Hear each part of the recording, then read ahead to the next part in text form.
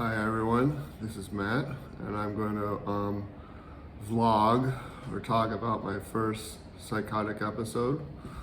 Happened in 1994, and I'm going to post it on YouTube, and if it's over 15 minutes, it'll be in segments on Instagram, because Instagram and Facebook have a 15-minute limit.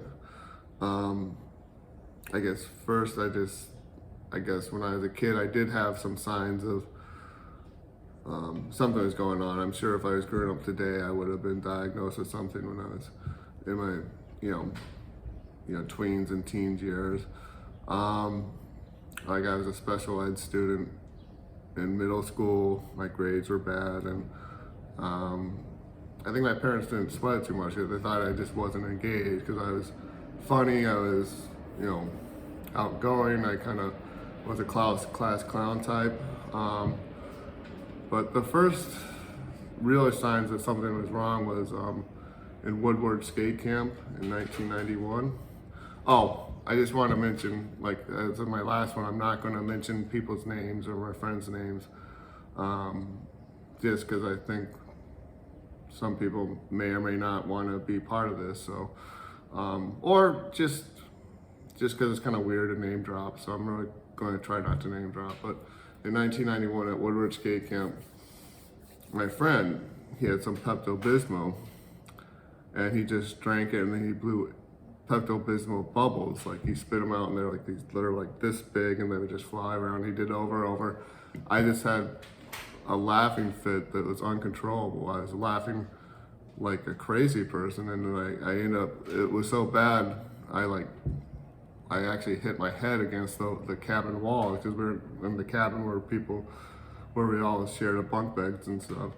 And I think it seemed to last 10 minutes, just this laughing fit that never happened again. Like it was, other than that, there was no other signs. I might have been kind of depressed. There are things, but really I think what happened in 1994 was a surprise to my family and a surprise to all my friends. And so it was between my junior and senior year of high school. I was 17.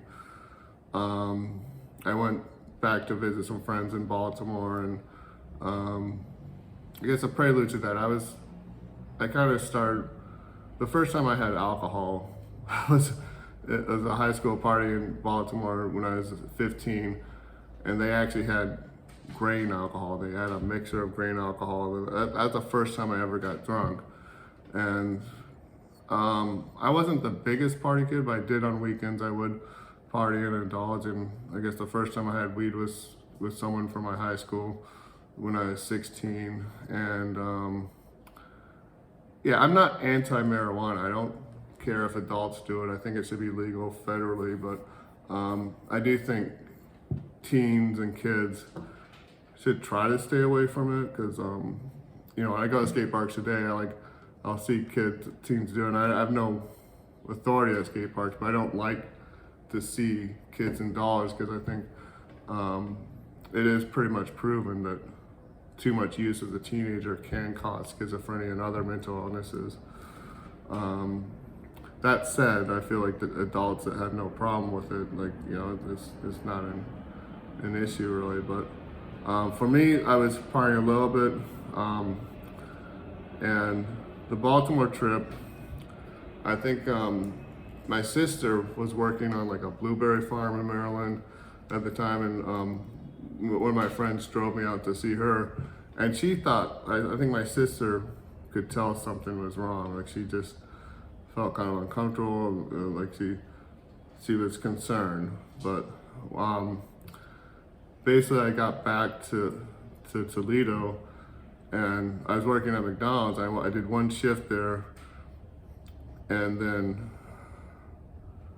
I remember this older worker there, he was like a manager or something, but I remember he looked at me and he could tell something was wrong, and that was my last shift there, because after that I went to Lollapalooza, which is it's a famous festival now where they had lots of bands play, and I went with one of my friends from high school and his sister, and they were clean cut kids. They didn't party or anything. So we drove up there.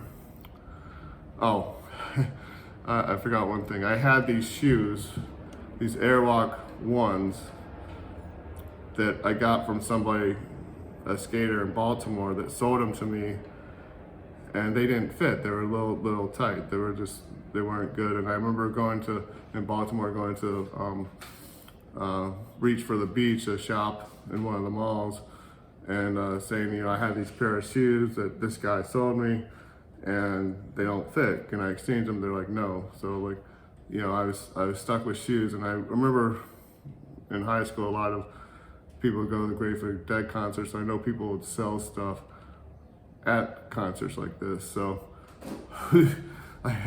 we got there to Lollapalooza early. It was the drive from Toledo to north of Detroit. I think it was in Pontiac.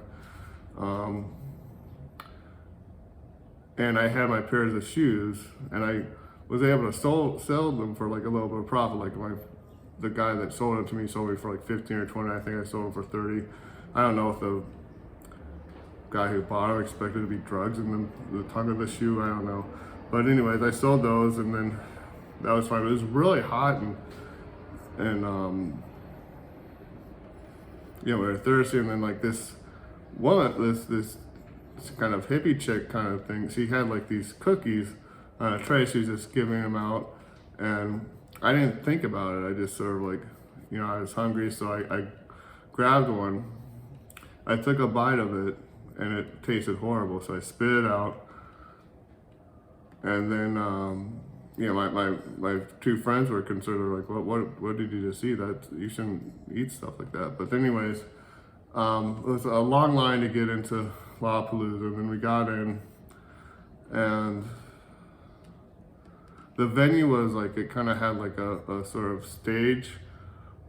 It had sort of a pavilion over seats, so there were a seated section, and there was a lawn in the back of it, and the lawn had no seats. So like all day, me and my two friends, we were trying to get into the seating area, because it's going to sit down and it's more comfortable. And somehow we split up, and they got into the seats and I didn't, and then things started to get a little strange for me. I remember I wanted to get into the seats, and so I remember this couple was passing me, like this guy, and like I saw like they had tickets in his back pocket, and I actually went to try to reach for it, and then he turned around, and then it was like a big guy, like he just stepped towards me, and I just sort of ran off. I remember I saw some girls I knew from high school that offered to smoke me up, and I was like, no, I don't think I should do that, I'm driving back. But I saw Smashing Pumpkins and Tribe Called Quest, and there's a lot of other people there, musicians, and then but somehow I didn't connect with my two friends. The concert ended, and I didn't find my car until the lot was empty.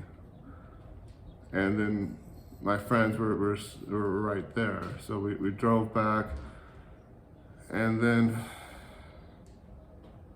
probably like a day or two later, I was hospitalized, and they weren't sure what was wrong with me, because it just seemed pretty severe. I was kind of bedridden, catatonic, delusional.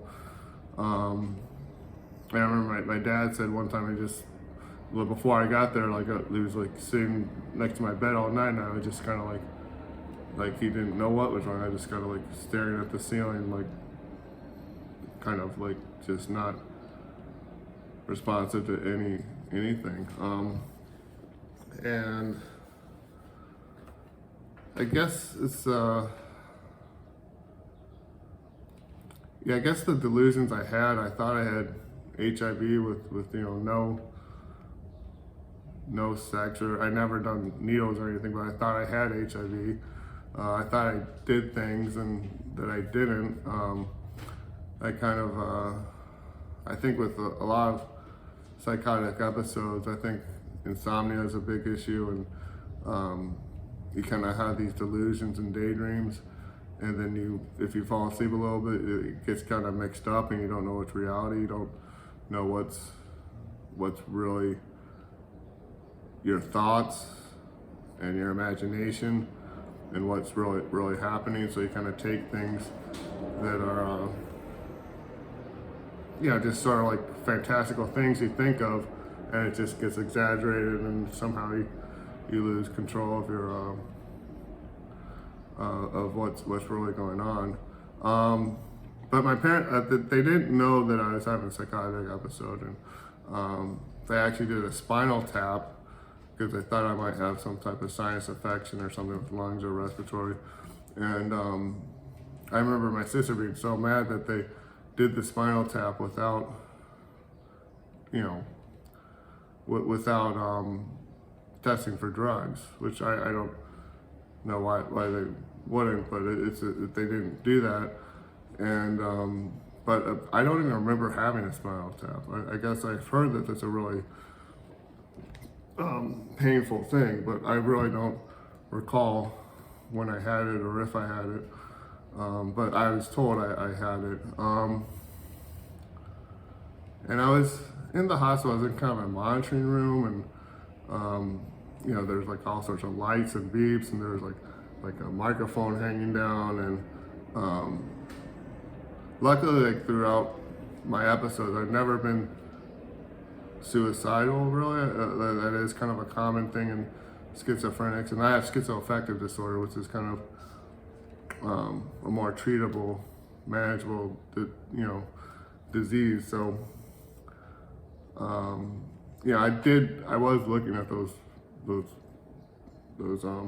microphone walls, and I was just sort of creeped out. I remember some of my friends visited me, and I really don't know how long I was in there. I heard it was at least 2 weeks or 3 weeks, but it might have been less, it might have been more. Kind of, it's kind of obscure to how long of a time frame that was. But I got out, and all of a sudden with skateboarding, I had no balance. Like I could barely stand on my board. And this episode was probably late June 1994, and I went back to my school in September 1994, and I went from 135 to 200, and that's, there's no muscle. I had to buy new clothes. I had to, I had a big belly. I had my face was puffed out. So it was just strange, and I guess I'm going on a little over 13 minutes, so maybe I'll keep it under 15, so I can, so this will be one clip, and I can always do more. But at that time, they didn't know if this is a one-time thing because of drugs, or if this was this would be a lifelong thing. And my second episode was pretty short after that, in spring of 1995, and I guess I will save that for next time, so this can just be one clip on Instagram. All right, thank you, and take care.